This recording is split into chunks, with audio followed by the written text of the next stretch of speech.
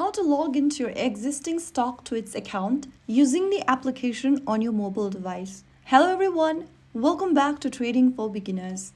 If you want to log into your existing Stocktwits app, then the process is quite easy. Start off by launching open the Stocktwits app on your mobile device, and once you are inside this page, click Login from the bottom of the screen. Now in the login area, go ahead and enter your email or username followed by your account's password. If you've previously signed up with Google or Apple, choose the same method from the bottom. In the login area at the top, enter your valid email for Stocktwits, or you can also enter your username. On the next field, enter your password for your account. If you don't remember the password, click on Forgot Your Password link and follow through the password reset process. After entering your correct credentials, click Login. So there you have it. You've successfully logged into your Stocktwits account. If you found the video helpful, don't forget to like, share, and subscribe to our channel. I will see you again in the next video. Thank you for watching.